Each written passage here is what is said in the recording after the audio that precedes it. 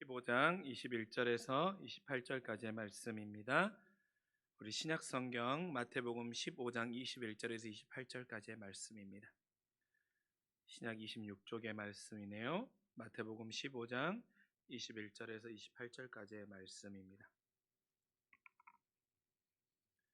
마태복음 15장 21절에서 28절까지의 말씀. 우리 말씀 한 목소리로 함께 봉독하시죠.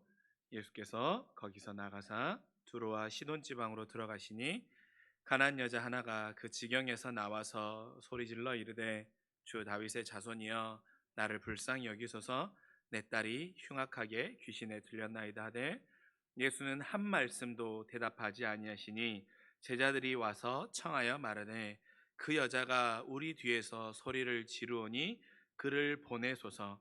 예수께서 대답하여 이르시되 나는 이스라엘의 집에 어린 양 외에는 다른 데로 보내심을 받지 아니하였노라 하시니 여자가 와서 예수께 절하여 이르되 주여 저를 도우소서.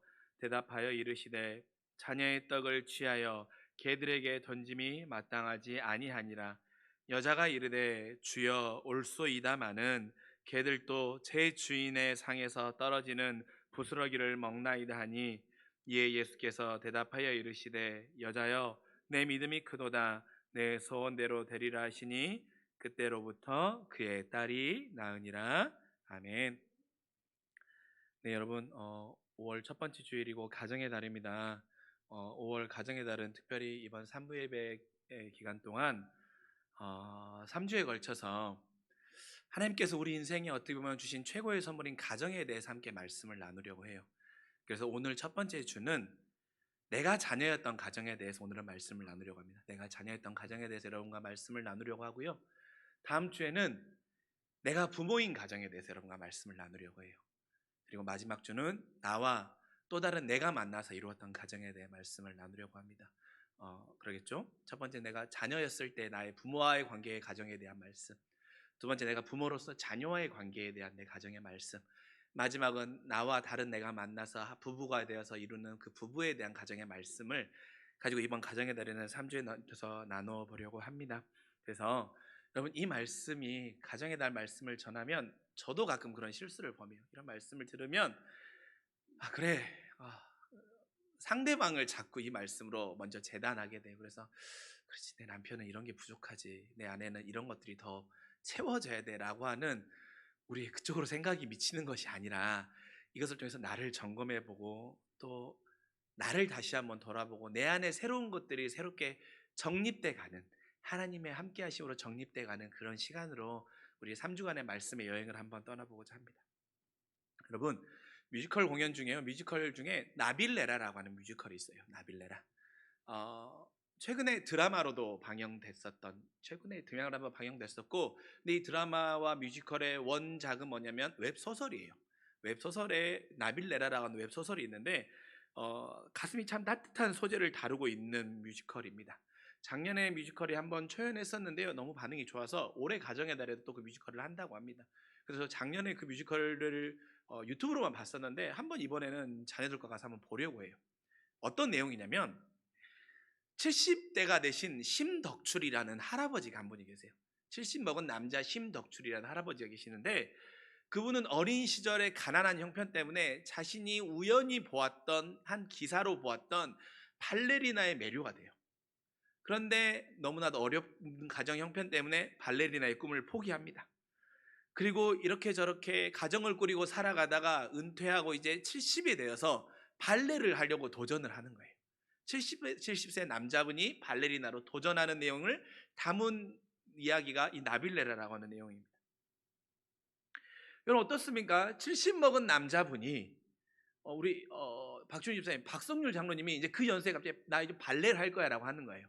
그런데 이게 건강을 위해서 취미로 하는 게 아니라 이분의 진짜 목표는 뭐냐면 정말로 발레 공연을 하는 게 목적인 거예요. 백조의 옷을, 백조에서 공연을 하는 게 목적이에요. 진우 집사님 응원해 주실 수 있으시겠습니까? 좀 쉽지 않죠. 왜냐하면 다칠 수도 있잖아요. 발레가 결코 쉬운 운동이 아니잖아요. 그래서 다칠 수도 있고 또 한편으로 발레리나라고 하면 조금 남자가 하기에는 좀 편견도 있고 좀 옷도 좀 남사스럽고 이런 여러 가지 것들이 있죠. 그래서 주변의 모든 사람들이 다 말려요. 심지어 이 심덕출 할아버지가 발레를 배우러 갔을 때 그 발레를 가르쳐주는 선생님조차도 취미로 배울 거면 발레를 가르쳐주는 학원이 많이 있으니까 거기 가서 배우라고 할 정도입니다. 그런데 이 할아버지의 의지는 매우 굳건했어요. 그리고 이제 자신이 발레 연습하는 사진을 가족들 카톡방에 딱 올립니다.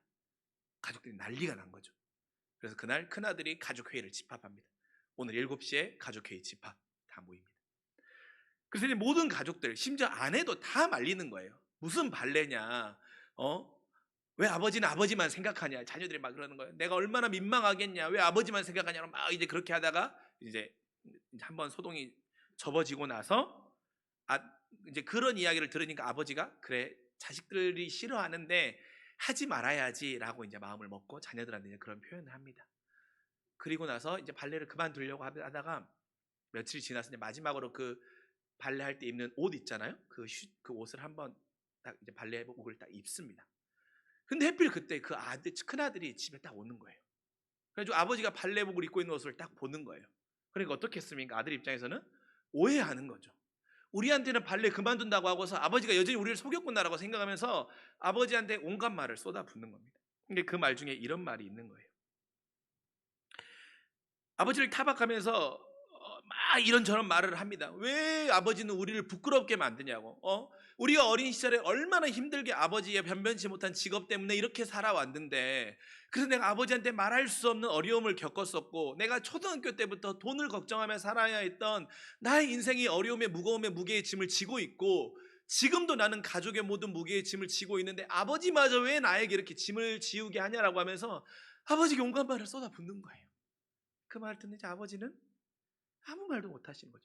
근데 그때 이제 그 어머니가 장을 보고 집에 우연히 들어옵니다. 그래서 어머니가 그 아버지에게 타박하는 아들에게 어머니가 이런 말을 하시는 거예요. 우리가 이거밖에 안 되는 부모라서 참 미안하다. 그래서 항상 너희들한테 미안했었다. 그래도 그러는 거 아니야. 왜 자식이 번듯하게 사는 걸로 부모 앞에서 작아져야 하냐는 거예요.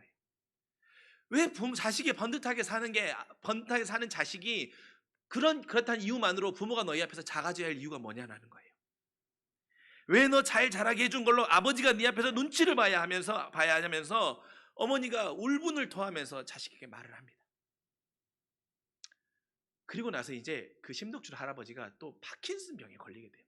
그러면서 이런저런 이야기 해줍니다. 제가 이제 이런 이야기를 다 하면 오늘 설교가 끝나지 않으니까 여기서 멈추겠습니다. 그러면서 근데 파킨슨병이 기억을 잃어가는 병이잖아요. 근데 그 기억을 잃어가는 과정 가운데서도 발레를 포기하지 않고 결국 이제 공연을 세워가는 그 내용을 담은 내용입니다. 여러분 자식으로서 부모님에 대해 어떤 기억으로 남아 있으십니까? 여러분의 부모님은 여러분에게 기억을 어떻게 남아 계십니까? 부모님이 살아계신 분도 계실 것이고 부모님을 먼저 떠나보내신 분도 계실 것입니다. 그런데 여러분의 부모님은 여러분의 기억에 무엇으로 남아 있으십니까? 어떤 기억으로? 아마도 여러 사건들 속에 여러분의 경험들의 축적으로 여러분의 부모님은 어떤 분이라고 기억에 남아있을 것입니다. 여러분이 경험하였던 모든 사건들의 기억의 축적으로. 그러나 우리 안에 내려진 부모님에 대한 정의, 그래서 나의 과거의 기억의 축적으로 정의 내려진 부모님이라고 하는 정의는 한편으로는 우리 안에 기억의 왜곡과 기억의 선택의 취합일 수도 있다는 것입니다. 내 부모님이 아니라 나의 기억의 왜곡과 나의 기억의 선택의 취합으로 정의된 부모님이 나의 부모님이라고 하는 나의 정의일 수도 있어요. 그래서 오늘 말씀을 통하여서 내가 자녀였을 때 나의 부모님에 대해서 우리가 말씀을 통해서 새로운 정의를 한번 내려보고자 합니다. 여러분 우리가 잘 아는 오늘 말씀이지만 잠깐 말씀을 나눕니다. 가나안 여인이었던 헬라인 수로보니게 족속이었죠. 그래서 이 말씀이 어디에 나옵니까? 마가복음 7장 26절에 똑같은 본문이 나오지요. 그래서 이 여인의 위치와 신분과 이 여친 어떤 지역 사람인가에 대해 설명해 주지요. 이 여인은 수로보니게 족속의 여인이고 헬라인입니다. 가나안에 사는 여인이지요. 무엇입니까? 처지가 딱한 여인이지요. 사람들이 별로 좋아하지 않는 동네에 사는 여인이고 수로보니게 족속이에요. 그런데 여러분 이 여인의 인생에 가장 절박한 한 문제가 있지요. 그것은 무슨 문제입니까? 자식 문제인 거예요. 아마 우리 부모님들 다 마찬가지일 겁니다. 우리 부모님들에게 가장 절박하고 가장 긴급한 문제가 무엇입니까? 자식과 관련된 문제잖아요. 딸이 흉악한 귀신에 들린 겁니다. 지금의 표현을, 그러니까 그 당시 표현으로 빌리면 귀신이 들렸다는 표현을 지금 표현으로 하면 뭐라고 할 수 있냐면, 여러분의 가장 쉬운 이해라고 하면 뭐냐면 정신의 문제죠. 간질 같은 거예요. 간질. 정신의 문제인 거예요. 그래서 간질이 아주 심한 거예요. 그 당시에 근데 사람들은 간질이라는 병명을 모르니까 귀신에 들렸다고 하는 거예요. 간질을 하면 어떻게 됩니까? 막 거품을 울면서 쓰러지죠. 그리고 기억을 다 잊어버리는 거예요. 그러나 그런 절망 상황 가운데 놓여 있는 그 딸, 스스로의 생각과 행동을 제어할 수 없는 그 상황 가운데 놓여 있는 그 모습 가운데 그 딸이 놓인 것입니다. 근데 여러분, 우리가 오늘 본문에서는 이 귀신에 들린 여인의 딸에 대한 이야기는 사실 오늘 본문이나 마가복음 본문에는 나오지 않아요. 왜냐하면 이 스로보니 여인의 믿음과 예수님과의 대화가 중요하니까. 근데 우리가 한번 성경적 상상을 한번 해보자고요. 자, 여러분, 이 스로보니게 여인의 딸, 그 귀신에 들린 딸의 입장은 어땠을까? 딸의 마음은 어땠을까? 한번 생각해 보자고요. 아마 그 딸의 마음 가운데는 두 가지 양가 감정이 있었을 것입니다. 무엇이겠습니까? 첫 번째는 미안함이었을 것이고, 두 번째는 원망의 마음일 거예요. 왜입니까? 당시에 이런 상태에 놓인 사람들에 대해서 보이는 주변의 반응은 딱 두 가지지요. 요한복음 말씀 9장 2절의 말씀에 나오지요. 요한복음 9장 2절의 말씀에 나옵니다. 날 때부터 보지 못하는 자가 태어났을 때 주변 사람들이 예수님한테 묻지요. 뭐라고 묻습니까? 선생님, 이 사람이 날 때부터 이렇게 보지 못하는 것이 부모의 잘못 때문입니까? 아니면 이 사람의 죄 때문입니까? 라고 묻잖아요. 부모의 죄 때문입니까? 이 사람의 죄 때문입니까? 당시에는 그런 거예요. 불치병, 낫지 못하는 병, 선천적인 병을 가지고 태어난 사람들에 대해서 사람들은 이 두 가지로 판단하는 거예요. 아, 이것은 부모가 죄를 많이 지어서 자식이 그 과업으로 이 죄를 누리고 이 죄를 받는 거다. 아니, 이 자식이 이 당사자가 죄가 많기 때문에 하나님이 벌을 내린 거다라고 이 두 가지로 시평가했었던 것입니다. 이 딸도 그런 평가를 받았겠죠. 지금 내 형편이 내 죄 때문에 귀신에 들렸다고 판단하면 어떻겠습니까?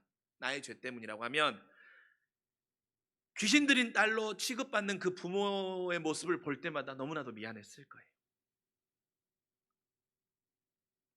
온통 조롱과 평가의 대상이 되는 그 부모의 미안함이 스스로를 너무나도 짓누르고 스스로를 파괴했을 것입니다. 반대로 어떻습니까? 부모의 죄라고 여기면 어떻게 됩니까? 모든 원망과 분노는 부모로 향하는 것입니다. 당신들 때문에. 엄마 아빠가 잘못해서, 엄마 아빠가 잘 살았다면 내가 이런 처지에 놓이지 않았을 텐데 하면서 말이죠.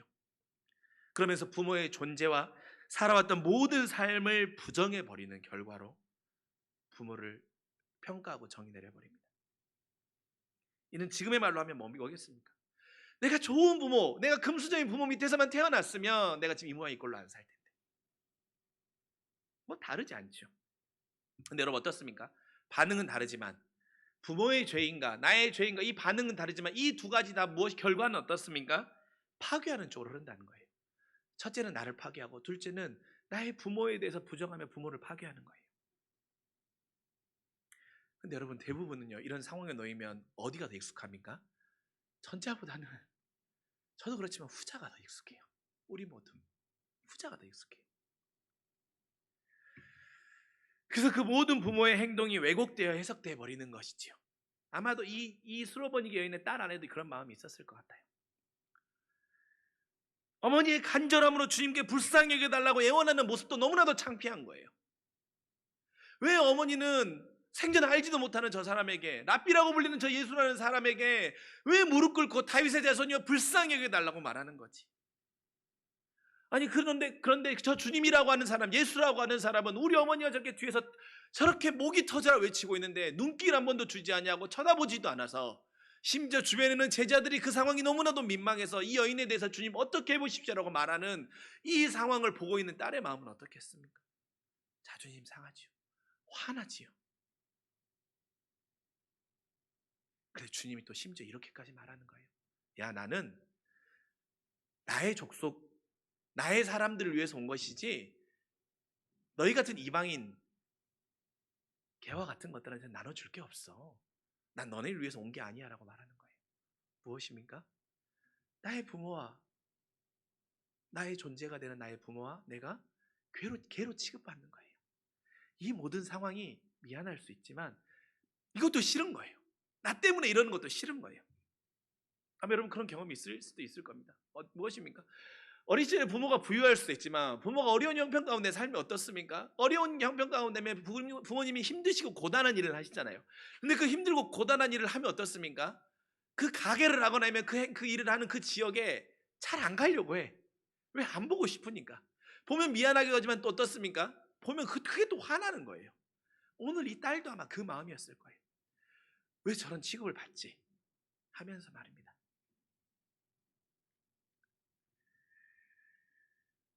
어쩜 여러분 우리의 인생 가운데도 내 부모에 대해 오늘 이 자녀와 같은 해석으로 우리의 모습들이 들어와 있을 수도 있습니다. 부모는 자녀를 위해서 긍휼의 마음과 사랑의 마음을 구하고 부모는 자녀를 위해서 모든 자존심을 내려놓을 수 있는 상황에 그래서 나의 자존심은 필요 없고 오로지 나를 자녀를 위해서 전적으로 희생하며 나아갔던 그 걸음들이 나의 기억의 왜곡의 축적으로 인하여서 나는 창피하고 능력 없고 그런 부모로 나의 기억 속에 남아있을 수도 있다는 거예요. 무엇입니까? 몸이 기억하는 부모가 아니라 생각이 해석하는 부모로 말입니다. 그러니까 여러분 우리 안에요.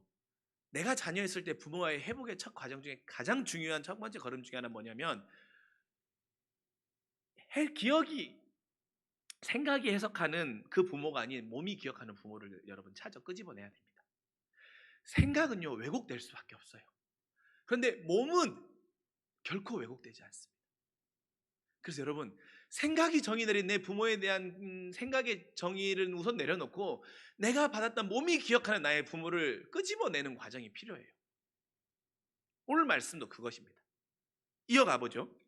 자, 자녀는 내가 처한 상황 앞에서 양가 감정을 느끼지만 부모는 어떻습니까? 결코 그렇지 않아요. 부모는 결코 양가 감정을 느끼지 않습니다. 부모는 표현이 서투를 수는 있지만 표현이 익숙하지 않을 수는 있지만 모든 부모는 이 상황이 나 때문이라고 나의 죄 때문이라고 여깁니다. 그리고 자녀에 대한 간절함은 세상 그 무엇과도 바꿀 수 없고 큽니다. 그것이 바로 오늘 수로보니 교인이 보여주는 그 모습 아닙니까? 어떤 모습을 보입니까? 첫째로 부모는 자녀를 위해서 포기를 몰라요. 아마 여기 부모 되신 분들 다 아실 것입니다. 부모는 자녀를 위해서 결코 포기를 몰라요. 여러분의 부모님도 여러분을 위해서 결코 포기를 모르셨던 분이에요. 주님이 두로와 시돈장에 들어오셨을 때 어떻습니까? 수많은 사람 가운데서 소리 지르며 불쌍히 여겨달라고 하고 있지 않습니까?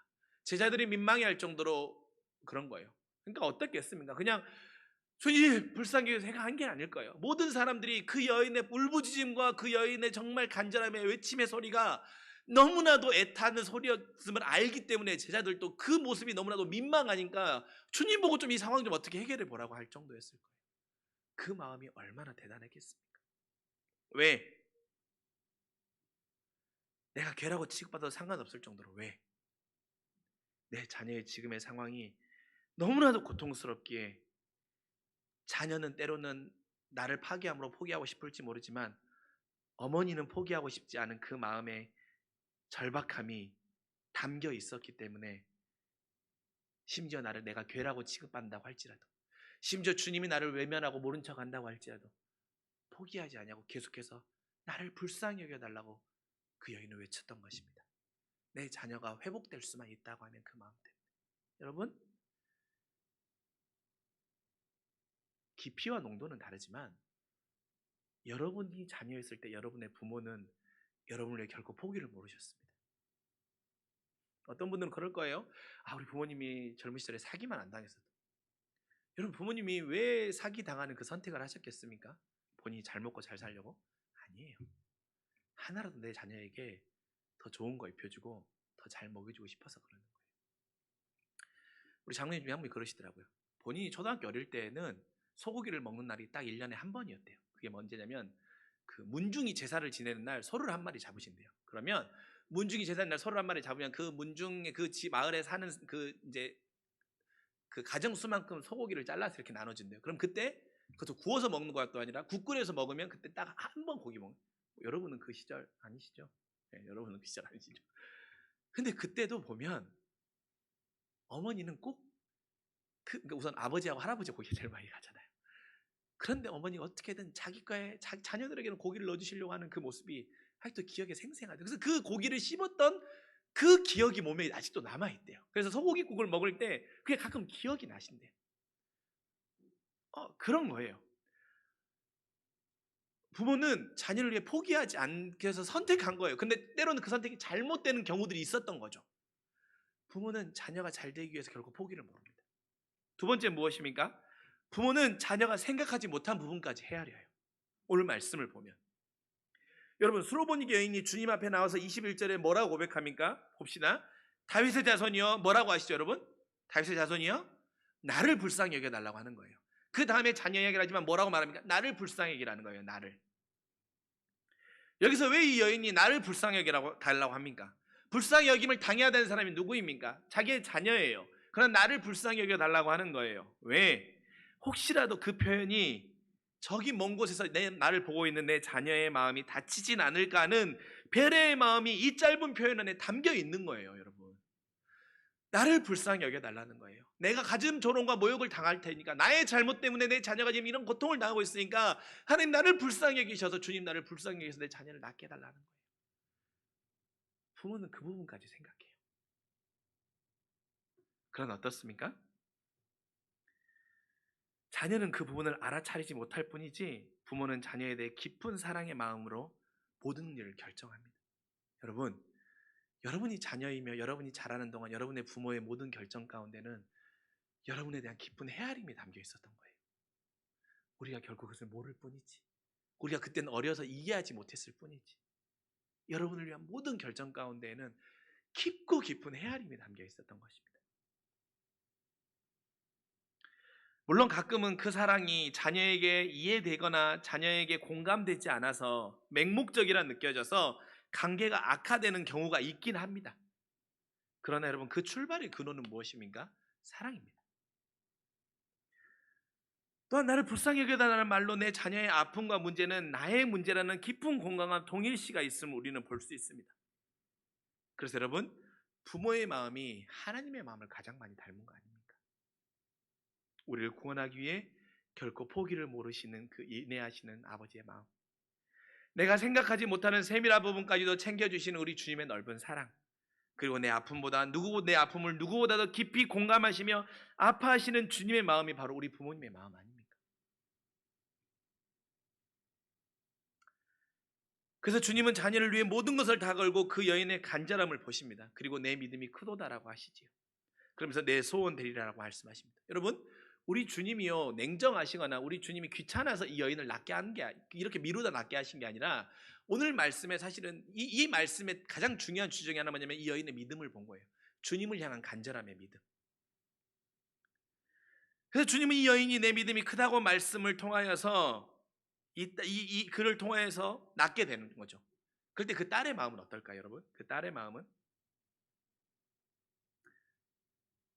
자신을 향한 간절함의 마음을 만날 수 있었던 것입니다. 원망과 미움으로 대상으로만 보였던 부모가 내게 최고의 사랑임을 본 것입니다. 근데 여러분, 여기서 그보다 중요한 것이 있는데요, 여러분의 인생에 가장 기억에 남는 시간은 결국 그 아픔이라 여겼던 부분에서 찾아온다라는 것입니다. 지금까지 귀신 들린 것이 상처였고 원망이었지만 이제는 이것이 내 인생의 최고의 사건으로 다가온 거예요. 무엇입니까? 무슨 말입니까? 내 인생 가운데 내가 부모의 관계에서 가장 어렵고 가장 해결되지 않고 가장 막혀있는 거라고 여겨지는 그것이 사실은 여러분이 주님을 가장 깊게 만날 수 있는 여러분의 인생의 가장 좋은 재료라는 거예요. 그 재료를 통해서 여러분은 인내의 주님을 만나고 깊은 사랑의 주님을 만나고 회복의 주님을 만나고 부모의 마음을 헤아려 볼 수 있는 매개점이 그것이 되는 거예요. 그럼 어떻게 되는 것입니까? 훗날 내 부모가 다 세상을 떠난다고 할지라도 내 부모를 떠오르게 하는 건 내가 가장 힘들었던 그 사건이 내게는 가장 강력한 사랑의 경험으로 역설적으로 내게 스며온다라는 거예요. 결국 주님을 통한 회복과 회석은 내 인생에 같은 것을 보지만 다른 해석을 하는 변화를 가져오게 되는 것입니다.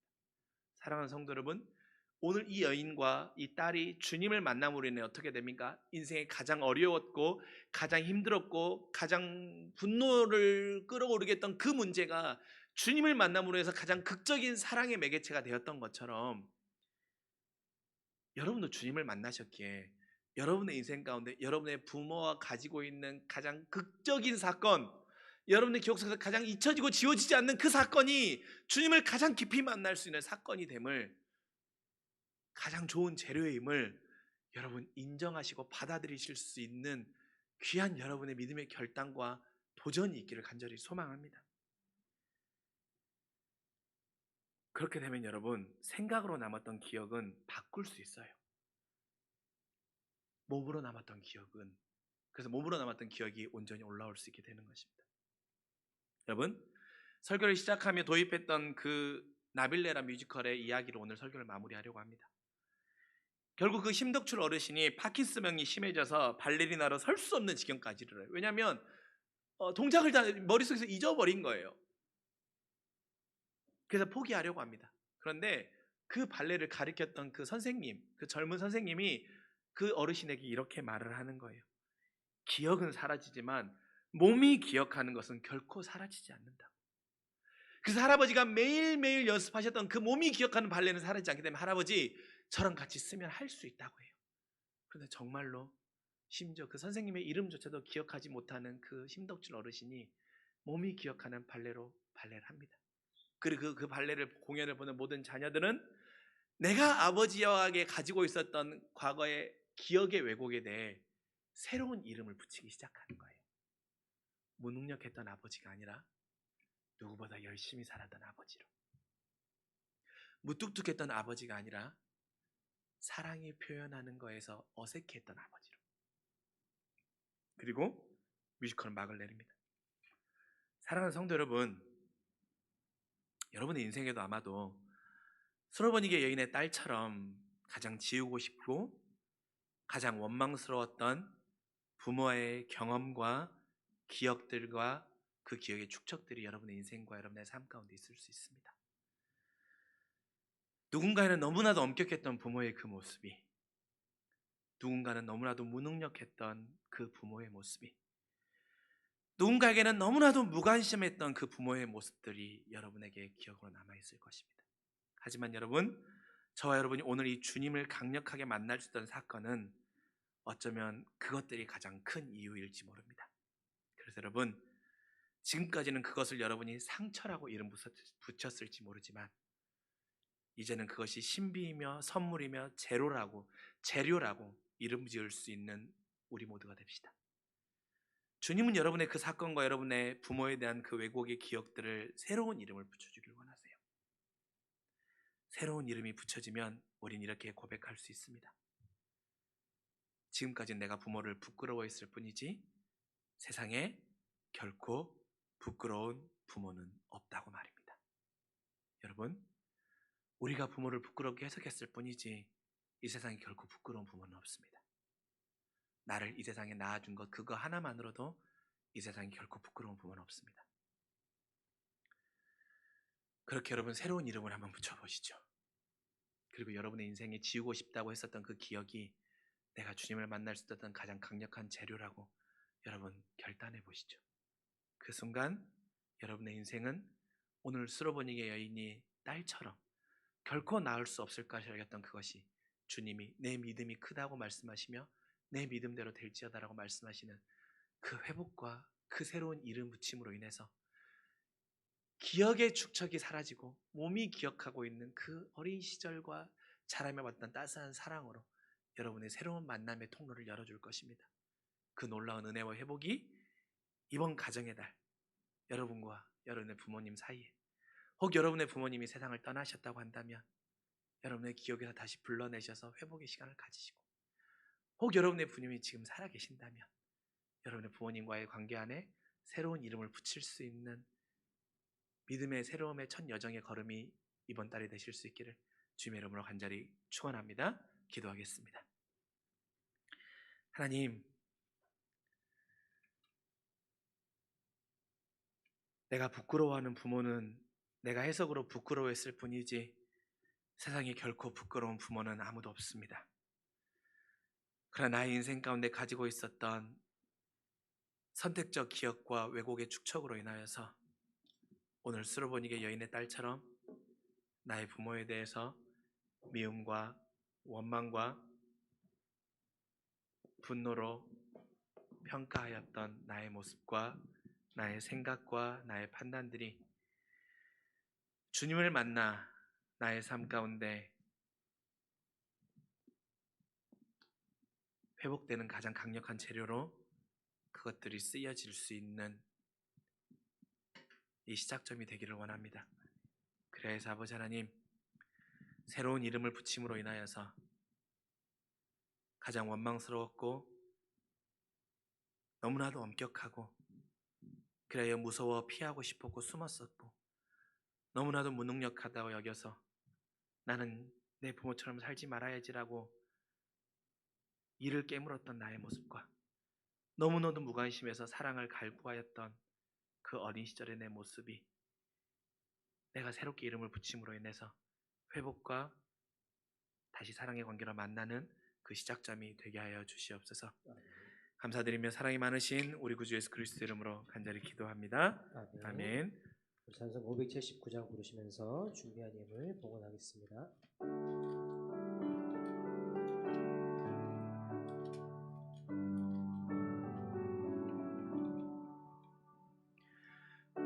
어머님의 넓은 사랑 귀하고도 귀하다. 그 사랑이 언제든지 나를 감싸줍니다.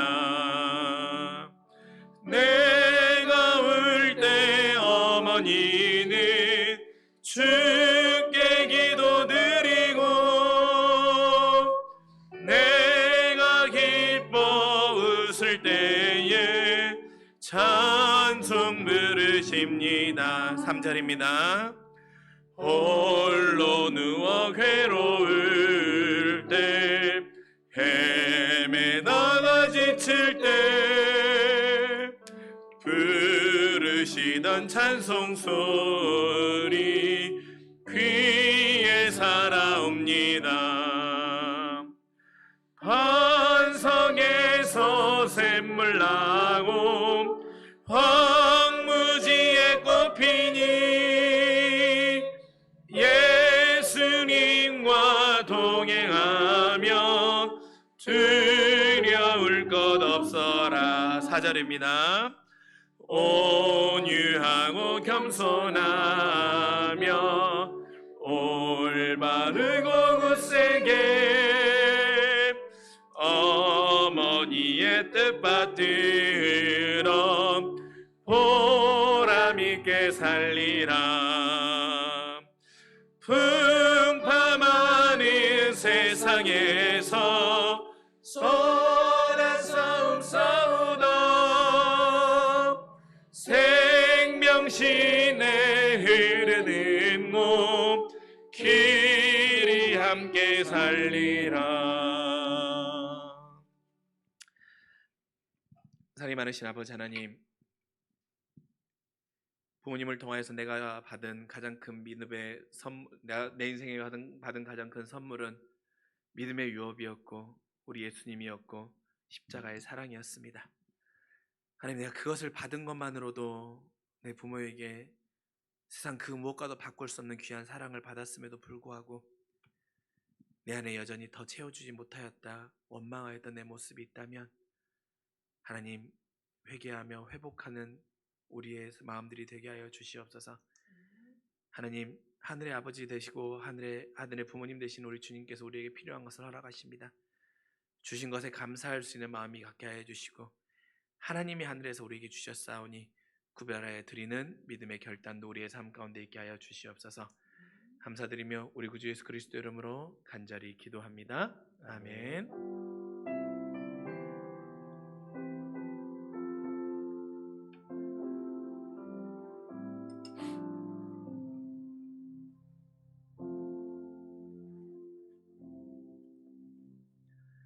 네, 교회 소식 함께 나누겠습니다. 사실 오늘 설교는 제가 저한테 하는 이야기였습니다. 여러분 마음 가운데 어떤 죄책감이나 그런 거 가지실 필요 없고, 여러분들 또 여러분에게도 혹시 그런 마음들이 있다면 여러분에게도 새로운 도전이 함께 됐으면 좋겠습니다. 교회 소식은요, 다음 주일은 교회 창립 19주년 선교 예배로 드립니다. 기억해 주시고, 여러분 선교 나눔 바자회 온라인으로 진행합니다. 아마 이런 마음 가지고 계시면 좀 이따 주문하지 하시지만, 여러분 좀 이따 주문하지 마시고 좀 이따 주문하시고 그냥 오늘 주문해 주세요. 왜냐하면 그래야 수량을 더 많이 파악해서, 수량을 잘 파악해서 준비하시는 분들께 도와주시는 일이니까 그렇게 해주셨으면 좋겠고, 혹시 인터넷으로 주문하는 게 어려워하시는 분이 있으시다면 저에게 문자로 주셔도 됩니다. 문자 주시는 것도 귀찮으시다 전화 주십시오. 그러면 제가 받아서 여러분 체크해 놓도록 하겠습니다. 그리고 이번 주 수요 예배는 온라인 동영상으로 가정에서 드릴 거거든요. 교회에서 모여서 드리는 예배는 따로 없고요. 온라인으로 예배 동영상 여러분들께 보내드릴 테니까요. 가정에서 함께 예배해 주시기를 부탁드립니다. 나머지 광고는 주보를 참고해 주시고요. 우리 이수정 사모님, 조희시 목사님 가정 장례 잘 마쳤는데요. 여러분 함께 위로해 주시고 기도해 주시고 함께 해주신 마음 제가 대신해서 여러분들께 전달해 드립니다. 다 함께 일어나셔서 결단 찬양하시고 예배 마치겠습니다.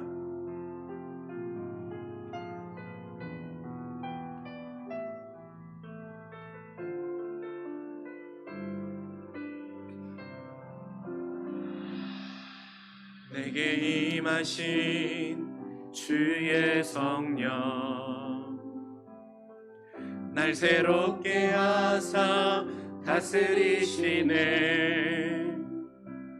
오직 주만이 나의 생명 참 소망. 오 주여 날 인도하소서. 주를 예배함이 나의 힘되고 주와 동행함이 내 기쁨 되니. 오직 주님만 바라보며 살리라. 오직 주만 위해 내가 살리라. 내 삶으로 주를 예배합니다. 온 마음으로 주만 경배합니다. 이제 내 안에 내가 사는 것 아니니 삶으로 주를 예배하게 하소서. 나의 삶이 예배가 되고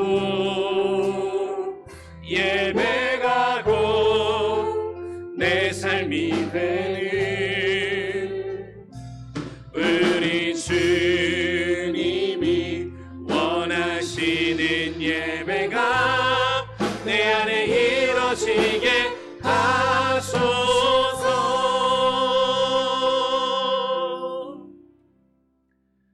지금은 우리 구주 예수 그리스도의 은혜와 하나님의 크신 사랑하심과 성령님의 함께하심과 동행하심이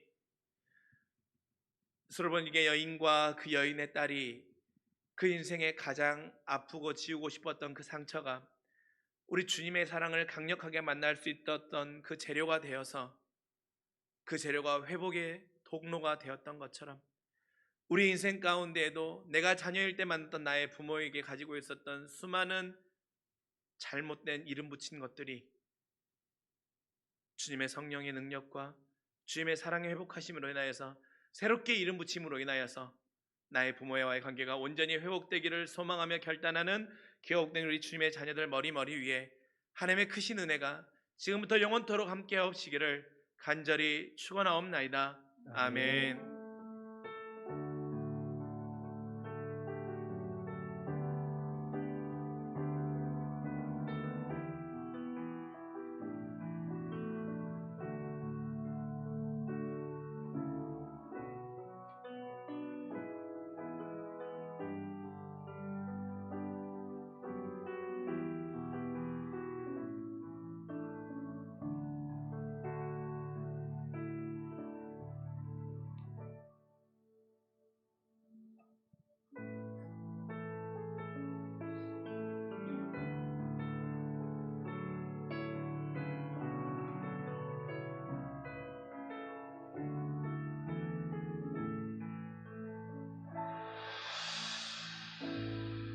내 삶의 소망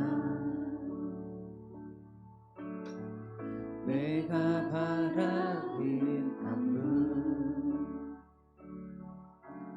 예수 닮기를 내가 원하네 한없는 사랑 풍성한 긍휼 예수 닮기를 내가 원하네 예수 닮기를 예수 보기를 예수만 높이기 내가 원하네 내 평생 소원 예수 닮기를 예수만 닮기를 내가 원하네 예수 닮기를 예수 보기를 예수 닮기를 예수 보기를 예수만 높이기 내가 원하네 내 평생 소원 예수 닮기를 예수만 닮기를 내가 원하네